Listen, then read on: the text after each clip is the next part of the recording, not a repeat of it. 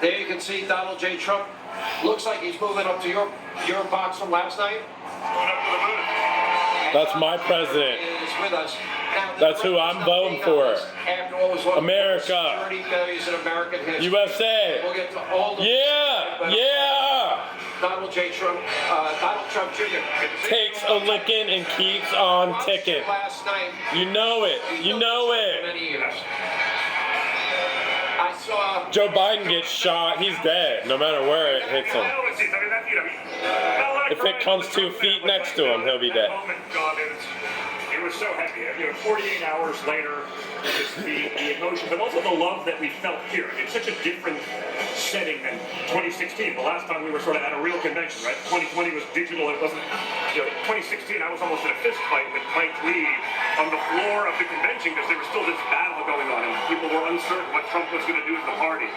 What I saw over the last couple of days here in Milwaukee was just incredible. By the way, I'm really good friends with Mike Lee now, so people can evolve and people can change, and people can unify.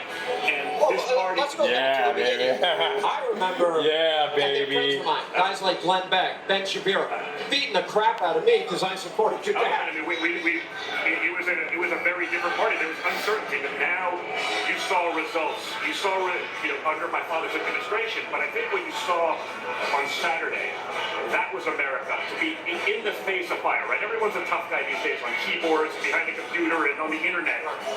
It's a little different when you actually get shot in the face. He did, and to stand up. Where were you, Don? We wanted to see you. Where were you? You weren't there. Assassination attempt. That's what America needs right now. We've had the opposite. You weren't there, Don. We exude weakness. World leaders, our enemies, everyone sees it, and they pounce. They take advantage of that. That's the nature of predation, Sean. Predators prey on the weak.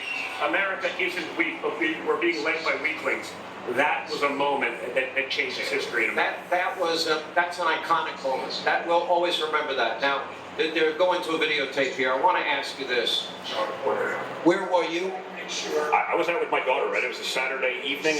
My daughter, I get the rare call where, hey, Dad, can we go fishing? Literally. It almost never happens. She's always playing golf. Wants to go. So I because you like to hunt or fish. I like to hunt or fish. That's what I do. But it also, and shoot, which is why this stuff is like. I want to ask you about that. We'll get to that. And so I was out on a boat with my daughter in the Atlantic, and some of her friends, and I get a call. Kim calls me and says, your dad's been shot.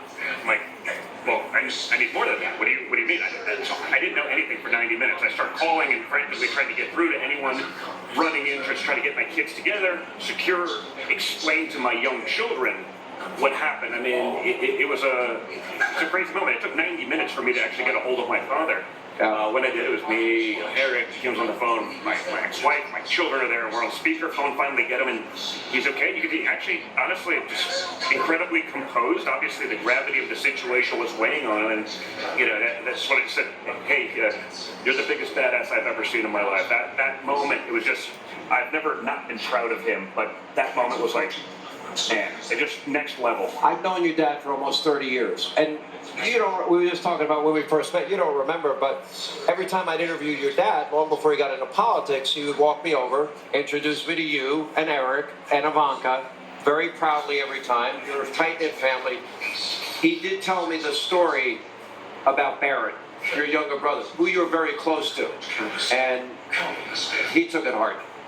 Yeah, it is. I mean, I had to, as a father, try to explain that to, my 10-year-old daughter, my 11-year-old son, 12-year-old son. I've got a lot of kids, 15 and 17, and, that's a conversation I hope no one ever has to have, and especially in that time when we just didn't know, and, they're wondering and they're questioning and they don't really know what's going on. It was very rough. It was very rough. USA, USA, USA, USA, USA. But I plan to stay on. And then, so the buck doesn't actually stop with you. Okay, what does that mean? Yeah. And then the worst thing that you said is, we knew it was a threat, but it was a slow proof, so we put the agents inside. Now, you are, for those that don't know, like me, I'm a... You know karate, I know shooting. That's what I do. I was a pistol marksman as an 11-year-old. My mother was a prison guard, right? Yeah. So they took me early. Gun safety was key. You're better with rifles, definitely, than I am by a long shot. I've seen your photos. But in all seriousness, 130 yards, it's a layup. If we put it in, yeah, it's a layup. In golf terms, it's what we call like a 6-inch putt. Yeah. The fact that he turned his head at that moment, it's literally, I'm not an overly spiritual guy, right? But that is divine intervention. I saw I said that. It's literally I said that. to miss that shot. But the fact that it got that far, that it went for that long, that there's videos of people in the crowd saying, hey, look, well, this is kind of odd. I mean, it doesn't happen. I've had a Secret Service detail. I've been around my father's for 8 years, but I had my own. When you're the presumptive nominee, a shooter with a rifle does not get on a roof for half an hour without being spotted, without being noticed, or without being exterminated, and certainly not within 150 yards. When I first heard, I assumed this had to be something from 1,000 yards out. But 150 yards inside of that, it's an impossibility to have happen. They say, well, it was outside the perimeter. Confidence. But the perimeter. Here's a is shitty any range shot. in which you can hit a target. That would be the great. Now, this is where it gets even worse because she had the slope roof, so I put them on the inside. Why not surround the perimeter? Why not have sharpshooters have eyes and lasers on that roof? It is a level of incompetence. Your father came within a millimeter of being assassinated. We wouldn't be here tonight. The slope roof, I mean, just, again, I know these guys. I've shot with all my Secret Service. You like these guys. They're great guys. They're not worried about a slope roof. I can assure you, these are, especially the guys that I've known in there, some of them will be lifelong friends. They're not worried about a 5-degree pitch on a slope roof. Like, that's nonsense. That's not an excuse. You look at the counter snipers that were up there, they're also on sloped roofs. Why was that one okay? By the way, give me a break. steeper slope. Yeah, a steeper slope. It's the dumbest excuse, but of course, the buck stops with her, but there will be no accountability. Nothing's going to happen. They won't do it. The FBI will do a phony investigation, and they'll come up with nothing. The problem is, Sean, a big part of what I see here is so many people have just lost faith in these institutions.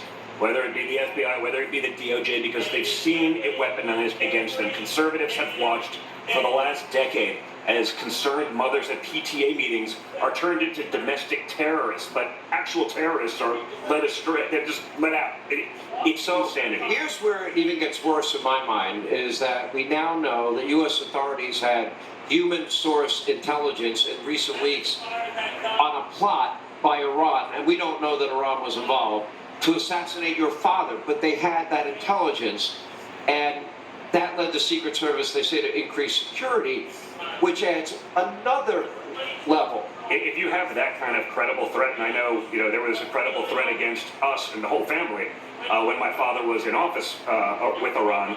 I think it's sort of a great endorsement. Like, when people like Iran want to take you out, that probably means it's good for America, bad for Iran. That may be the greatest political endorsement ever. But when that happens, their capabilities are so much more than, a kid with a rifle. So there's no way, again, that's why when I hear the 130 yards number, I can make that shot with a bow. I know guys make that shot with a handgun all day long. It's no way. This doesn't just happen. But something. A handgun. Think of what your father has been through, and I've covered all of these stories. The Russia hoax, and 51 former intel officials. Look at the decision by Eileen Cannon in the Florida case, and the documents say they didn't raid Hillary Clinton's house, they didn't raid Joe Biden's house. We have a weaponized system of justice. I talk about it all the time. And it really scares me as an American that this has been allowed to happen. By the way, nobody in the media, nobody on the Democratic side, they didn't care about a phony valuation of Mar-a-Lago at $18 million. A rudimentary perusal of Palm Beach real estate shows it's closer to $1 billion. But they didn't care. They didn't care about statute of limitations. A legal NDA put together by a lawyer, labeled a legal expense, nothing wrong, but they upgraded to 34 felony charges. So they've been trying to take them out one way or the other. And by the way, and others. Yeah, I did 50 hours of testimony for treason. That's a crime punishable by death. I understand with these lunatics that I'm not the upstanding citizen that Hunter Biden is. Yeah, right? Jesus Christ. It's a little bit harsh. Holy fuck. That would be the case. Just a little. And so it's insane. So they tried to take him out, legally. They tried to bankrupt him. They've tried to, he's the first person in the world that's ever paid a $500 million fine or has to pay a $500 million fine for paying back loans on time with interest, where the alleged victim is a bank that's testifying on his behalf. That doesn't just happen. And so when that failed and impeachment failed and they couldn't confiscate his businesses and they've been desperately trying to throw him in jail, what do you think the next evolution is? I mean, it's not conspiratorial. Like I said this. they've tried to dehumanize him for so many years. He's a First Nazi or and a second fascist, week but of they've June. also done that to every person in this room. No, I mean first or second week of May.